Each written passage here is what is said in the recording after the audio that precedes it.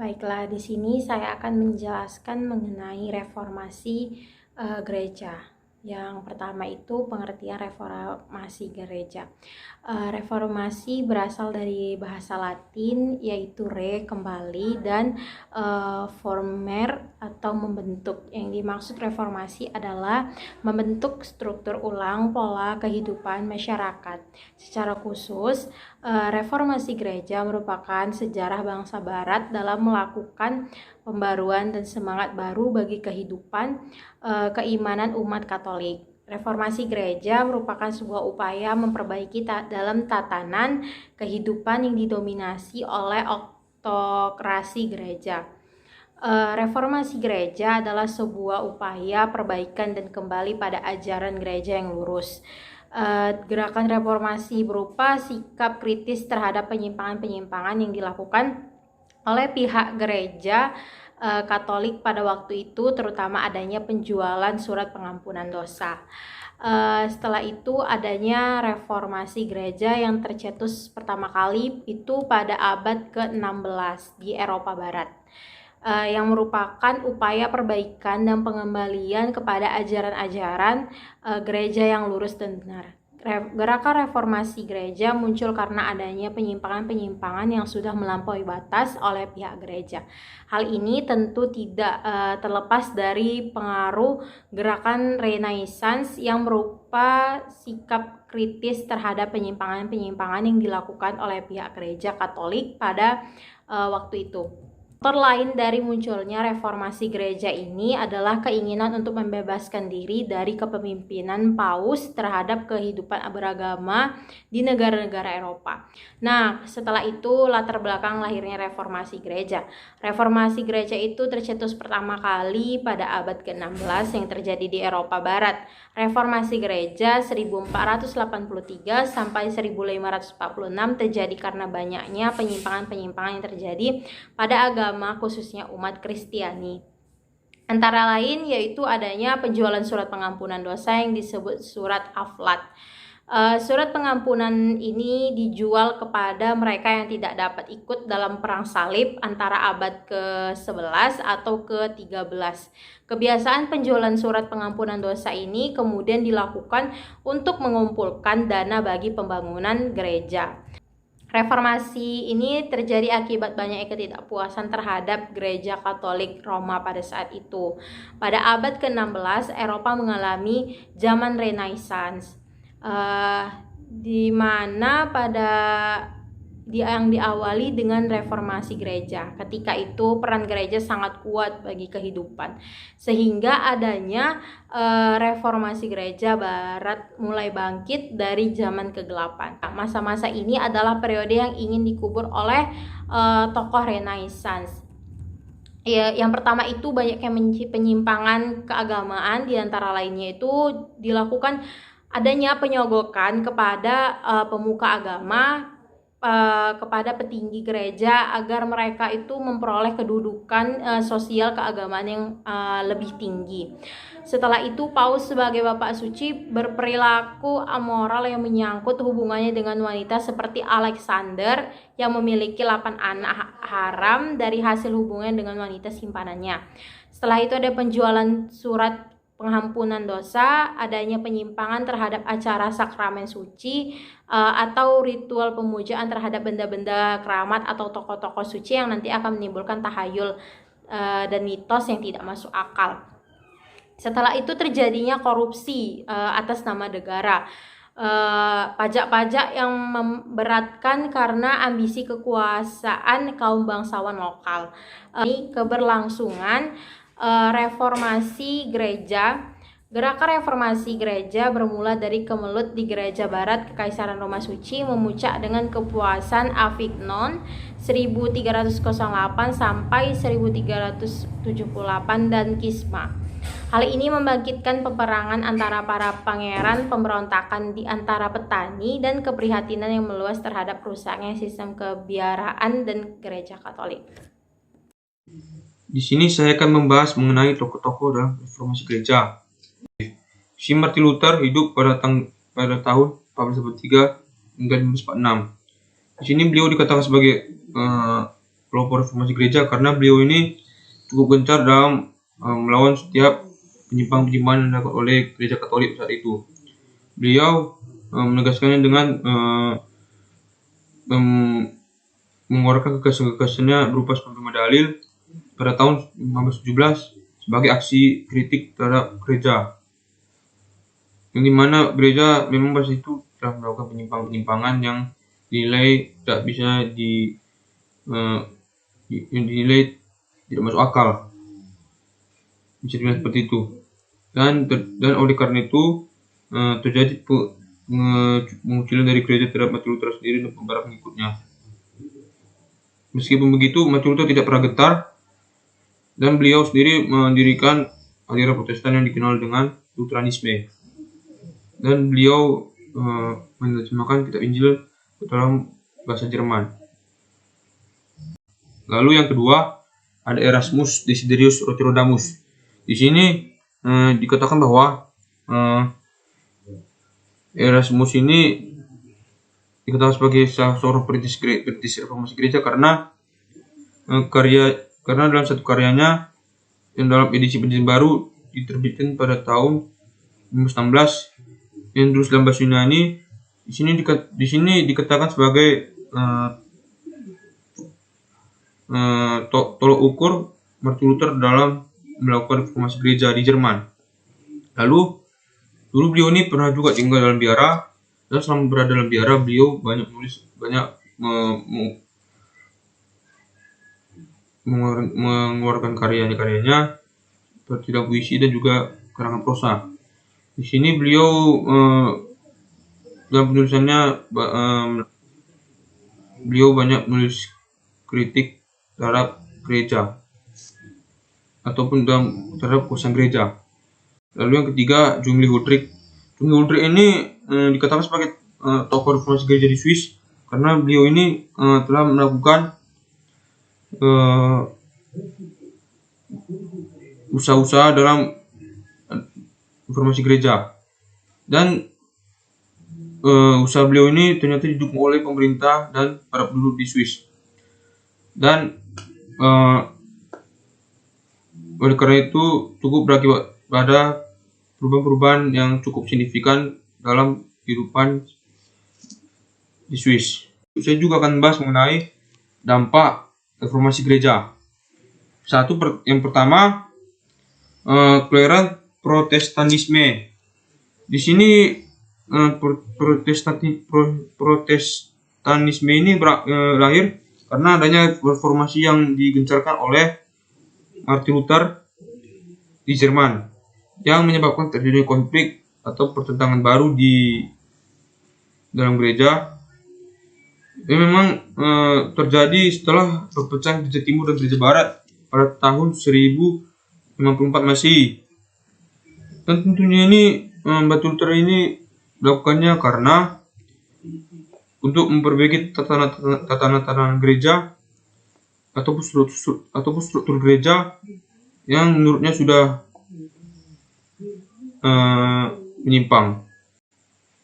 Lalu kedua, menguatnya negara dan pemerintahan sekuler. Di sini salah satu gagasan reformasi dari Martin Luther adalah mengecam posisi paus sebagai penguasa yang sekuler. Di sini beliau berpendapat bahwa paus harus mengakui kekuasaan para bangsawan dan juga penguasa sekuler berdasarkan pada aturan-aturan kenegaraan yang berlandaskan pada nasionalisme. Oleh karena itu, Martin Luther banyak didukung oleh para bangsawan dan juga para penguasa lokal, yang mengakibatkan terjadinya reformasi gereja ini. Lalu ketiga, lahirnya gereja Anglikan atau Anglikanisme. Lahirnya Anglikanisme ini disebabkan oleh adanya reformasi Inggris yang diartikan sebagai serangkaian rentetan peristiwa di Inggris pada abad ke-16. Di masa itu gereja Inggris telah memisahkan diri dari gereja Katolik Roma karena Inggris masa itu kesal.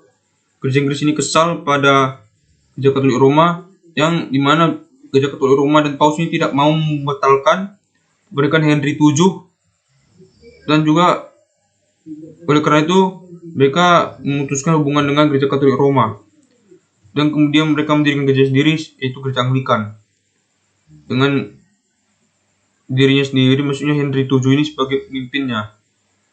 Dan reformasi Inggris ini tidak bisa terlepas dari reformasi yang terjadi di Jerman. Keberhasilan ini ditujukan dengan keberanian untuk melawan otoritas kekuasaan dari Paus dan terciptanya negara sekuler yang merdeka dari intervensi atau campur tangan dari Paus sendiri. Baiklah, pada bahasa selanjutnya itu keterkaitan reformasi gereja dengan Renaissance. Reformasi gereja terjadi karena adanya Renaissance, di mana Renaissance terjadi pada masa abad pertengahan, sehingga menghasilkan pemikiran barat yang lebih maju kepada liberalisme dan kebebasan.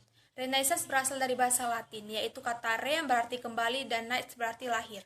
Renaissance adalah masa kelahiran ataupun kebangkitan kembali manusia barat setelah pada masa yang disebut dengan abad kegelapan. Sedangkan reformasi merupakan gerakan pembaharuan agama Kristen. Gerakan yang dimaksud adalah sikap protes terhadap gereja Katolik karena dinilai tidak otoriter dan tidak bersahabat dengan perubahan zaman yang terjadi, sehingga disebut dengan gerakan Protestan. Adanya Renaissance maupun reformasi sebagai landasan utama bagi sejarah peradaban barat modern selanjutnya. Renaissance maupun reformasi dijelaskan sebagai akar sejarah dari berbagai konsep pemikiran yang muncul dalam dunia modern seperti modernisasi, humanisme, rasionalisme, pragmatisme, maupun liberalisme. Renaissance di Eropa berkeinginan untuk mengulangi masa kegemilangannya, yaitu pada peradaban Greko-Romawi, di mana masa kegemilangan yang terjadi itu pada abad 5 abad terakhir sebelum Masehi sampai 3 abad pertama sesudah Masehi, di mana masa kegemilangan yang terjadi itu mencapai puncaknya kebudayaan Eropa. Abad ke-8 adalah masa yang terbentang pada abad-abad pertengahan, yaitu masyarakat Eropa didominasi oleh pemerintahan dan kekuasaan agama yang ditandai dengan lahirnya kreasi baru yang diilhami oleh kebudayaan Eropa klasik, yaitu Yunani dan Romawi, yang bersifat duniawi. Menurut sejarawan, abad ke-8 dimulai pada abad ke-4 hingga abad ke-15 sebagai masa peradaban skolastik atau peradaban yang dikuasai oleh para penguasa gereja. Masa-masa ini adalah periode yang dikubur oleh tokoh Renaissance. Pada pembahasan yang terakhir yaitu tentang reformasi gereja dan modernitas. Reformasi gereja di Eropa merupakan tahapan awal perkembangan modernitas. Menurut Kamus Umum Bahasa Indonesia, modern berarti terbaru, yang sesuai dengan tuntutan zaman. Sedangkan pengertian modernitas itu sendiri adalah kemodernan. Yang modern, keadaan yang modern. Menurut Marshall, abad modern itu sesungguhnya lebih tepat disebut dengan abad teknik, jika harus dihindari konotasi moral dan kontroversial pada perkataan modern yang berarti baik, maju, dan lain-lain. Modernitas dalam sejarah Eropa, yaitu berbicara pada zaman modern di Eropa, tidak akan pernah terlepas dari peran Islam. Karena mempelajari penemuan-penemuan orang Islam serta peradaban Islamlah Eropa bisa menyadari betapa pentingnya revolusi digalakkan, sehingga kemudian muncul penemuan-penemuan orang Eropa sendiri dalam berbagai bidang. Seperti dalam ilmu pelayaran misalnya, orang-orang Eropa ataupun orang-orang Barat mempelajari cara-cara orang Islam sehingga memunculkan dan lain-lain. Modernitas dalam sejarah Eropa, yaitu berbicara pada zaman modern di Eropa, tidak akan pernah terlepas dari peran Islam. Karena mempelajari penemuan-penemuan orang Islam serta peradaban Islamlah Eropa bisa menyadari betapa pentingnya revolusi digalakkan, sehingga kemudian muncul penemuan-penemuan orang Eropa sendiri dalam berbagai bidang. Seperti dalam ilmu pelayaran misalnya, orang-orang Eropa ataupun orang-orang Barat mempelajari cara-cara orang Islam sehingga memunculkan kolonialisme serta imperialisme ke Afrika maupun ke Asia. Menurut orang Barat, karya-karya orang Islam dalam berbagai bidang dari filsafat sampai ke teknologi bermula setelah Barat khususnya Kristen kalah dalam perang salib. Barat mengagumi kebudayaan, teknologi maupun sains dari orang Islam. Penyebab terjadinya modernitas di Eropa adalah karena bertemunya Barat dengan peradaban Islam. Pada abad ke-16 Masehi, Eropa mengalami zaman Renaissance atau kelahiran kembali, yang diawali dengan reformasi gereja. Mengingat peran gereja sangat kuat bagi kehidupan, sehingga adanya reformasi gereja. Barat mulai bangkit dari zaman kegelapan. Adanya reformasi gereja yang melahirkan dua gerakan. Yang pertama menginginkan adanya reformasi, sedangkan kedua menolak adanya reformasi. Dampak bagi kehidupan Barat ketika gereja mempunyai hak penuh, kini lambat laun berkurang atau malah habis. Peristiwa kedua sangat erat kaitannya dengan zaman modern. Eropa sekaligus berperan penting ialah revolusi industri.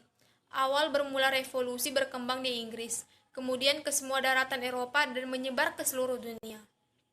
Faktor utama terjadinya revolusi industri adalah penemuan yang dilakukan oleh Abraham Darby, seorang insinyur berkebangsaan Inggris yang berhasil menggunakan batu bara untuk melelehkan besi dan mendapatkan nilai besi yang lebih sempurna. Adapun penemuan juga pada mesin uap oleh James Watt, insinyur berkebangsaan Skotlandia. Hasil temuannya menjadi alat yang dikenal luas dan dimanfaatkan oleh pabrik-pabrik seperti pabrik tekstil dan pabrik lainnya. Kembangan tersebut menjadi pendorong munculnya masyarakat modern. Penemuan besar merupakan awal peradaban modern pada mesin tenun kain. James Watt adalah bapak revolusi industri. Berkat penemuannya yang menentukan perkembangan industri modern. Awal mula temuan itu dipergunakan hanya untuk pabrik tekstil. Kemudian, seiring kemajuannya zaman, untuk sarana transportasi. Berkembangnya berbagai penemuan, kembali kemudian adanya ditemukan aliran listrik oleh Benjamin Franklin, seorang politikus besar Amerika Serikat. Adanya gejala listrik yang berasal dari awan pada tahun 1782 Masehi. Adanya penemuan itu yang menjadi tolak ukur penemuan-penemuan di bidang teknologi dan informasi. Adapun peristiwa yang penting yaitu dalam menciptakan zaman modern di Barat ialah Revolusi Prancis pada tahun 1789 Masehi. Revolusi ini mempunyai dampak yang sangat kuat bagi kehidupan internasional dalam berbagai bidang, baik itu politik, ekonomi, maupun sosial. Dalam bidang politik, menyebabkan meluasnya liberalisme, nasionalisme, serta demokrasi. Di bidang sosial menyebabkan penghapusan feodalisme, pendidikan, dan pengajaran merata di semua lapisan masyarakat, serta perkembangan hak asasi manusia di dunia.